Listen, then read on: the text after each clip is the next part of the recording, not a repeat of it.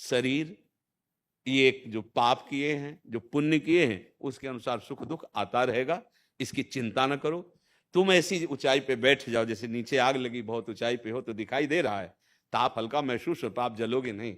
ऐसे ही शरीर में रहते हुए जो भगवान का निरंतर भजन करता है, तो इस ताप तो समझ में आ रहा ना कि जलन है या ठंडा है, पर उससे प्रभावित नहीं होगा।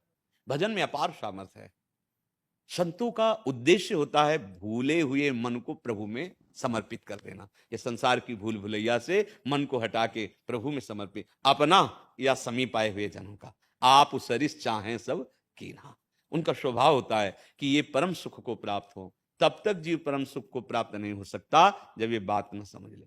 हम क्या समझ रहे हैं? हम समझ रहे हैं यदि हमारे पास बहुतायत धन की हो जाए, जो जो हम भोग चाहते हैं वो हमें मिल जाए, जो पद चाहते हैं वो पद मिल जाए, जैसी व्यवस्था चाहते हैं तो मैं परम सुखी हो जाऊं। सच्ची मानिए, तुम जो चाह रहे हो वो किसी के पास है इस भूमंडल में, जो जो चाह रहे हो वो बहुतों के पास है, लेकिन वो भी अशांत हैं।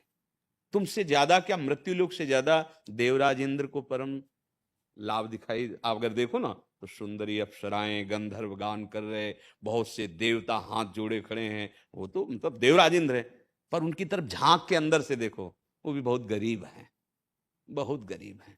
एक महात्मा की कुटिया में जाके गलत भावना कर रहे हैं। गौतम ऋषि का आश्रम में गए ना अहिल्या जी, त्रिभुवन पति वो आनंद का दरिद्र है। क्यों? भगवान का भजन नहीं है। अगर भगवान का भजन होता तो ऐसा निंदनीय कार्य उनके हृदय में कैसे आ जाता। जो अप्सरा एक उतरे स्वर्ग से, तो जितेंद्रियों के हृदय में क्षोभ पैदा करने की सामर्थ्य रखती अप्सराएं। उन अप्सराओं का स्वामी, उन भोगों का स्वामी त्रिभुवन पति होकर के भी चरित्र है। इससे पता लगता है कि ब्रह्मा के द्वारा रचे हुए किसी भी पद या भोग के द्वारा हम अपने मन को शांत नहीं कर सकते। ब्रह्म स्तंभ सर्व मायामयम जगत, तिनके से लेकर ब्रह्मलोक तक ये सर्व मायामयम जगत। चाहे जितना इकट्ठा कर लो वो नहीं मिलेगा जो तुम्हारी चाह। जैसे हमारी सबकी चाह है एकदम सुखी रहो, चकाचक, कोई दुख ना लगे, ठीक है, मैं कभी मरू नहीं, अविनाशी पद प्राप्त हो, कोई चिंता शोक ना हो। ये केवल भगवान पे है, दूसरी जगह नहीं। भगवान का भरोसा, भगवान का चिंतन, भगवान की महिमा, तो आप सुखी हो जाएंगे, निश्चिंत हो जाएंगे। आपका भार प्रभु स्वयं अपनी गोद में बैठा लेंगे। बहुत करुणामय। ये जगत के भोगों से नहीं पूर्ण होने वाला।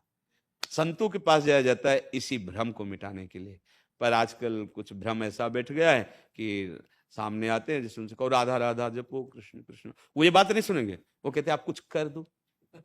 बिना भगवान का शरीर, सच्ची बात समझ लो, बिना भगवान का भजन किए कोई भी वस्तु, व्यक्ति, स्थान, कोई भी पद तुम्हें सुखी नहीं कर सकता। कागभूषण जी ने कहा हर योनि में गया हूं, मुझे याद है, हर कर्म किया हूं, हर भोग भोगे हैं, पर हे गरुड़ जी, आज जो भगवान श्री राम के चरणों का आश्रय लेकर उनके गुण गाता हूं, उनका नाम कीर्तन करता हूं, आज मुझे जो सुख मिला कभी किसी लोक में, किसी पद में, किसी योनि में, किसी भोग में नहीं मिला। काकभूषुंड जी कह रहे हैं भगवान की कृपा से मुझे अखंड स्मृति प्राप्त है। मैं बहुत जन्मों को देख रहा हूं कि मैंने बहुत कर्म किए, बहुत योनियों में गया, बहुत सुखों को भोगा, पर आज भगवान श्री राम का आश्रय लेकर जो भजन में सुख मिला वो कहीं नहीं मिला। तो हमें महापुरुषों के वचनों का आश्रय लेना चाहिए। हर प्रश्न का उत्तर है। अगर भगवान का नाम जप करो, भगवान के आश्रित होकर अंदर से, और अच्छे आचरण करो, गंदी बातें, गंदा खाना पीना, देखना सुनना, बोलना छूना, ये छोड़ दो। ज्यादा कुछ नहीं करना होता। हमारे भगवान बड़े कृपालु हैं, इसी से भगवत प्राप्ति हो जाएगी। हम लोग क्या करते हैं, चलनी में गैया दुहे और दोष दैव को दे, ने? आचरण बुरे करते हैं और कहते हैं भाई हमारे भाग्य में भजन लिखा ही नहीं, हमारे भाग्य में भगवान ने ऐसा, वो तो हम चलनी में गैया दुहे। अरे भैया पात्र देखो कितने छेद किए हुए हो, उसमें दूध टिकेगा?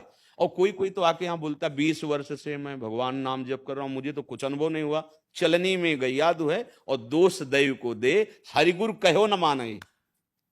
न गुरुदेव की आज्ञा, न हरि की आज्ञा, गीता है, भागवत है, भगवान उसके अनुसार चलो, अभी आनंद। सच्ची बात है, ये ऐश्वर्य में जो तुमने शोक सुख बुद्धि कर ली है, वास्तविक नहीं है इसमें सुख। मान लो हम कह रहे हैं रुपया आपका बैंक में जमा है, मरोगे तो है ही, चवन्नी ले जाओगे क्या? अच्छा खाओगे कितना? वही 2 रोटी 4 रोटी, रोटी दाल, और क्या पाओगे? रुपया थोड़ी पालोगे। काहे को तृष्णा रुपये की रखते हो? भरण पोषण हो रहा है, भगवान का चिंतन हो रहा है, जिस समय जैसा विधान होना होगा वो सरकार अखिल ब्रह्मांडों का पोषण करते हैं, तुम उनके शरणागत हो, तुम्हारा पोषण हो जाएगा। तुम्हारा भार वो स्वयं लिए हुए हैं। चिंतन करने की जरूरत है। पर हम लोग इतने देहाभिमानी हैं कि भगवान पर भरोसा न करके अहंकार पर भरोसा है, अपने कर्तृत्व भाव पर भरोसा है, अपने ही मैंने ये किया, मैं ये करता हूं, मैं ये कर लूंगा।